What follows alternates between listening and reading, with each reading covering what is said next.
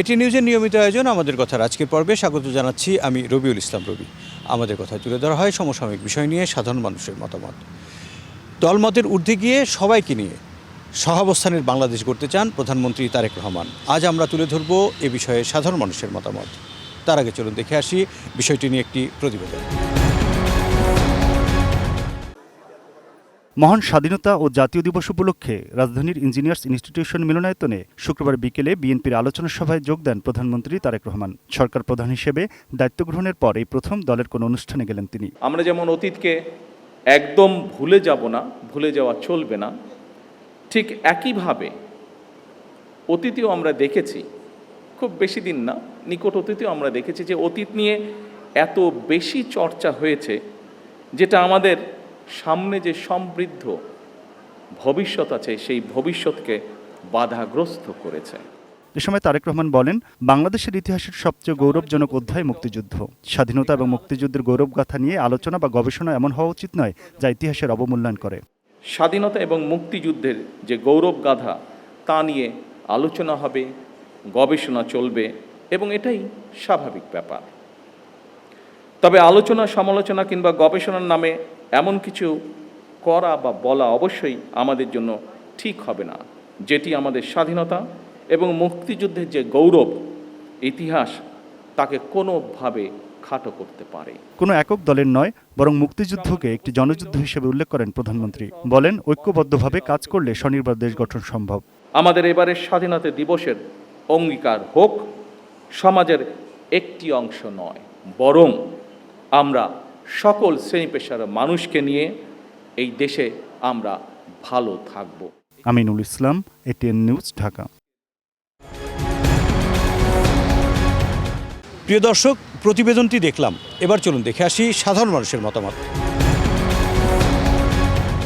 প্রধানমন্ত্রী তারেক জিয়া বর্তমান অবস্থান এবং আগের যে সরকার প্রধানগুলি গেছেন বা প্রধানমন্ত্রী গেছেন তাদের সাথে অনেক ডিফারেন্স।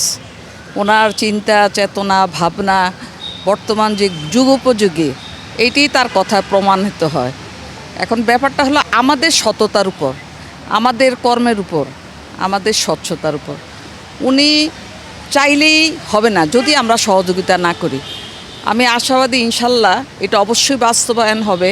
প্রধানমন্ত্রীর এই উক্তিটি আমাদের দেশের জন্য এই মুহূর্তে এত মূল্যবান যে সামাজিক, সার্বিক, রাজনৈতিক অন্যান্য সকল কিছুর ঊর্ধ্বে উঠে আমরা যদি দেশবাসী একত্রিত হয়ে প্রধানমন্ত্রীর এই ইচ্ছাকে পূরণ করার লক্ষ্যে কাজ করি এবং আমরা সবাই আগাই আসি যে আমরা দেশের আদর্শ, দেশের ভালোর জন্য যা প্রয়োজন, রাজনৈতিক মতাদর্শ অন্য যে কোনো অবস্থার ঊর্ধ্বে উঠে আমরা দেশের ভালোর জন্য সবাই একত্রিত হয়ে এই প্রধানমন্ত্রীর এই উক্তির সাথে তাল মিলিয়ে আমরা দেশকে আগায় নিয়ে যাব। সম্ভব যদি তার সদিচ্ছা থাকে বা সেরকম যদি সে বলেছিল যে আই হ্যাভ এ প্ল্যান, সেটা যদি সে বাস্তবায়ন করতে পারে।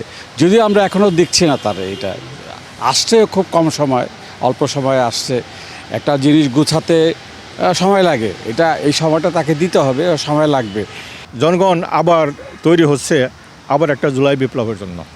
সুতরাং আমার ব্যক্তিগত মতামত হচ্ছে যে তারেক জিয়া যেভাবে ক্ষমতা এসেছে জুলাই বিপ্লবের মাধ্যমে, জুলাই বিপ্লব না হলে তারেক জিয়া প্রধানমন্ত্রী হতো না, ইলেকশন হতো না, ওনার মা হয়তো সম্মান পেত না। তো আমরা মনে করি জুলাই বিপ্লবের মাধ্যমে যে সংস্কারের প্রস্তাব যেগুলো হয়েছে, সমস্ত রাজনৈতিক বিদলা, সমস্ত রাজনৈতিক নেতারা যেখানে সম্মত হয়েছে এই সংস্কার করার জন্য, এক্ষেত্রে তার দ্বিমত করার কিছু নাই। সবাইকে নিয়ে সহাবস্থানের বাংলাদেশ গড়ার প্রত্যয় ব্যক্ত করেন প্রধানমন্ত্রী ও বিএনপির চেয়ারম্যান তারেক রহমান। দর্শক, এটি নিউজের নিয়মিত আয়োজন আমাদের কথার আজকের বিষয়, সবাই মিলে ঐক্যবদ্ধভাবে কাজ করলে দেশকে কাঙ্ক্ষিত লক্ষ্যে নিয়ে যাওয়া যাবে। মুন্সিগঞ্জ থেকে সঙ্গে আছে আমি ভবতোষ চৌধুরী নূপুর। চলুন শুনে আসি এই বিষয় নিয়ে সাধারণ মানুষের কথা। প্রধানমন্ত্রী যখন বলছেন সবার সাথে মিলিতভাবে কাজ করলে দেশ এগিয়ে যাবে, এটা আমার মতে বিশ্বাস ঠিক আছে। যে সবাই মিলে সত্যি যদি কাজ করে তো আমার বিশ্বাস দেশ এগিয়ে যাবে। কারণ বিগত সরকার, কোনো সরকারই সবার সাথে সবাইকে নিয়ে একাত্র কোনো কাজ করে নাই। তাই প্রধানমন্ত্রী যখন বলছে যদি তিনি সত্যিই কাজ করেন তা আমার মতে দেশ অনেক এগিয়ে যাবে। আমরা প্রধানমন্ত্রীর কাছে প্রত্যয় ব্যর্থ করবে এভাবে যে সে জনগণের স্বার্থে, দেশের স্বার্থে আমরা সমস্ত জনগণ যেন একত্র হয়ে তার সহযোগিতা করতে পারি এবং কি দেশের স্বার্থে ভিনদেশি কোনো তাবেদারের কাছে যেন দেশ চলে না যায় সেই আশা ব্যর্থ করে আমরা প্রধানমন্ত্রীর কাছে আশা ব্যক্ত করব সেজন্য ইনশাআল্লাহ দেশের জনগণের সাথে দেশের জন্য কাজ করে যায়। আমাদের সকলেরই উচিত ঐক্যবদ্ধভাবে কাজ করা, কারণ ঐক্যবদ্ধভাবে কাজ করলে সব কাজই সফলভাবে করা সম্ভব হয়। দলমত নির্বিশেষে সব কিছুই আর কি সুন্দরভাবে পরিচালিত হয়। আমাদের প্রধানমন্ত্রী কালকে যেটা বলছে যে সকলকে ঐক্যবদ্ধভাবে কাজ করার জন্য, আমি ওনার কথার সাথে একমত। আসলে ঐক্যবদ্ধভাবে কাজ করলে দেশকে এগিয়ে নিয়ে যাওয়ার জন্য এটা অগ্রণী ভূমিকা পালন করে।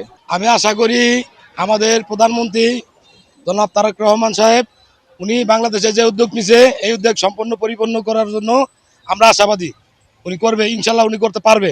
আমাদের মাননীয় প্রধানমন্ত্রী দেশ নায়ক জনাব তারেক রহমান জনগণের উন্নয়নের স্বার্থে যে খাল খনন কর্মসূচি, বেকার সমস্যা দূরীকরণ এবং কারিগরি শিক্ষা, মানুষের দ্বারগড়ায় পৌঁছানোর জন্য যে বাস্তব পদক্ষেপ নিয়েছে, আমরা জনগণের দল মত নির্বিশেষে সবাই যদি মাননীয় প্রধানমন্ত্রীর উপদেশ মতো আমরা কাজ করি তাহলে আমাদের দেশকে দক্ষিণ এশিয়ার মধ্যে স্বয়ংসম্পন্ন হবে। সবাইকে নিয়ে সহাবস্থানের বাংলাদেশ গড়ার প্রত্যয় ব্যক্ত করেছেন গণপ্রজাতন্ত্রী বাংলাদেশ সরকারের প্রধানমন্ত্রী এবং বিএনপি চেয়ারম্যান তারেক রহমান। আমাদের কথায় ময়মনসিংহ থেকে স্বাগত জানাচ্ছি আমি আসাদুজ্জামান সুমন।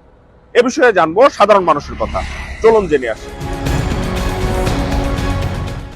এই সহাবস্থানের বাংলাদেশ গড়ার জন্য উনি যদি ধর্ম, বর্ণ এবং সকল পেশাজীবীদেরকে নিয়ে একত্রে কাজ করেন তাহলে দেশটি আরো অতি শীঘ্রই উন্নতির দিকে এগিয়ে যাবে এবং দেশ একটি ভালো অবস্থানে আসবে। যে মাননীয় প্রধানমন্ত্রী তারেক রহমান যে সহ অবস্থানের একটা বার্তা দিয়েছে সেটা আমাদের জন্য, সাধারণ জনগণের জন্য কাম্য। সেটা আমরা চাই যে দেশে আমরা হিন্দু, মুসলিম, বৌদ্ধ সব রাজনৈতিক ধর্মের, রাজনৈতিক পরিবেশের মানুষগুলা সবাই একসাথে যেন থাকতে পারি। এর জন্য মাননীয় প্রধানমন্ত্রীর বক্তব্য আমাদের